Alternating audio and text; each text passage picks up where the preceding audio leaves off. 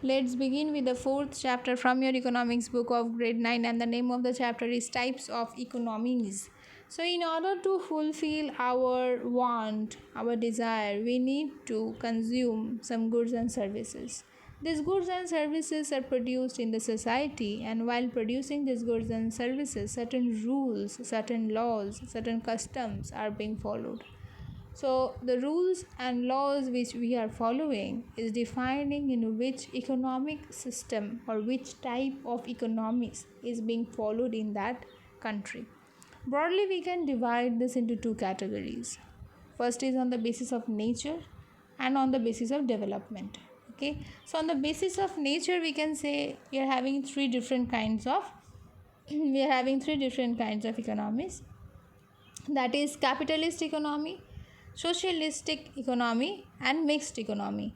And on the basis of stage of development, we can say developed economy and developing economy. Okay, so there are three types of economies, as I was saying you. First, we will start with the capitalist form. The capitalist economy means an economy where capital plays an important part in production. Here, the capital is mainly referred to the fixed capital. We are not considering the, you can say, circulating capital, because already we will say that the circulating capital is already present in the other forms of capital also, in other forms of economy also, socialist or mixed, whatever economy it is, they will need the circulating capital. But here we are trying to say about the fixed capital only. Okay, so it is difficult to give an example of a commodity which can be produced without any raw material or intermediate inputs. Any economy could then be called a capitalist economy. Thus, in a capitalist economy, fixed capital is of major importance. Okay, so because of the importance of capital is general and fixed capital is particular, the social class which owns capital, which is owner of the capital, is the major controlling force in the economies. The class of people who own capital is called capitalist. So in capitalist economy, we will find that there are few section of people. This few people is holding the maximum capital, and they are called the capitalist. Thus, a literal meaning of a capitalist economy is that it is an economy where capitalists control the production process. Okay, what are the characteristics of capitalist economy? Freedom of the producers. Producers are free to take production decision because they are investing. So in order to gain profit, maximize their profit, they can take the decision whatever they feel is better for their company. Freedom of consumers. The consumers are free to decide which good they would consume and in what quantities. Okay, so they are getting a good open market where they are able to choose which good and which company and how much quality they are going to use, and how much quantity they are going to use. Right to own private property. In a capitalist economy, every individual has the right to own private property. They're talking about the land property. Okay, the legal heirs also enjoy the right to inherit properties. That means if somebody is buying a piece of land, then it will be passed on to his son or daughter. Okay, so laissez-faire state. Laissez-faire means the interference of the government in the economic activity will be very less. Thus, the government does not interfere in the production decision undertaken by the producers or the consumption decision undertaken by the consumers. Free operation of market mechanism or price mechanism. Free interplay of demand and supply forces is called market mechanism. So demand for various goods is determined by the behavior of consumer.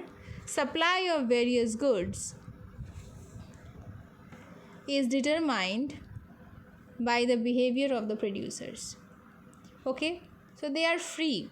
How much the product will be demanded, how much it will be supplied, depends upon the you can say taste and preferences of the consumers, and depends upon the producer who is giving the supply.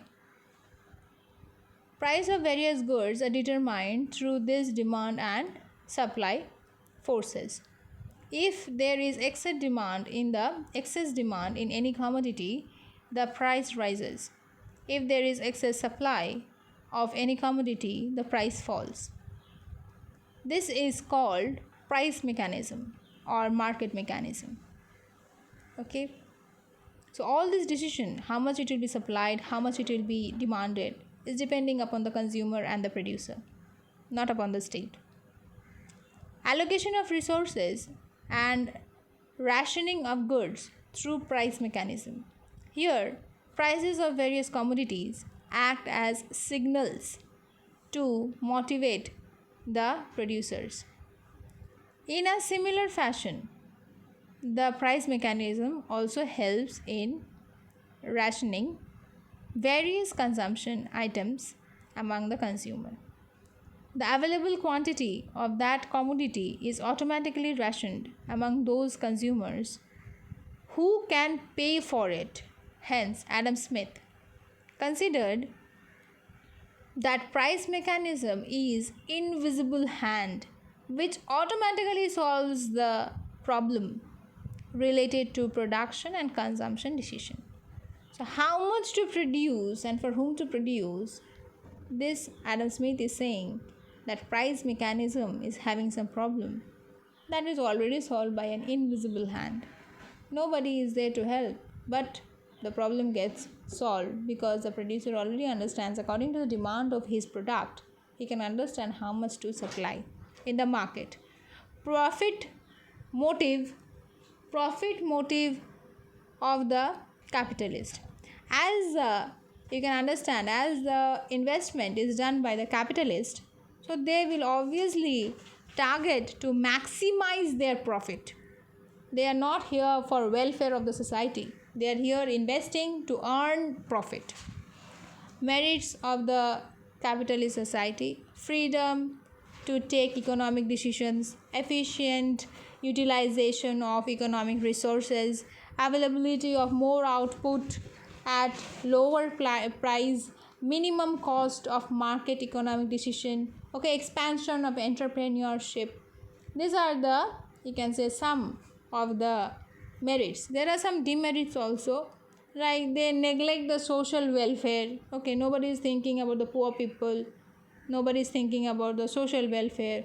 Okay, emergence of monopoly power. Monopoly power means, as their capitalist society, they will always try to monopoly. That means they will try to control the production process, and they will try to for each product there will be only one producer in the market.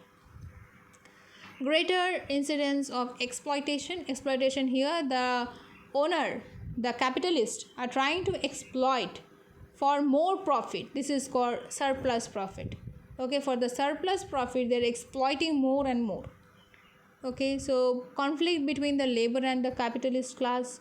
The gap between the rich and the poor gets widened up. Okay, these are the few, we will say, these are the few important points and the important demerits of a capitalist economy. Along with, and I would like to end with one point, that is, it increases unemployment in the society, as because the capitalist is rich with they're having maximum money in their hand, so they intend often to move towards, you can say, appoint lots of machinery and ignore the poor class, labor class people to gain more profit. Hopefully you understood this much. And the example of capitalist economy, we can say always like USA, Canada, all these other countries who are having this kind of economy. Thank you.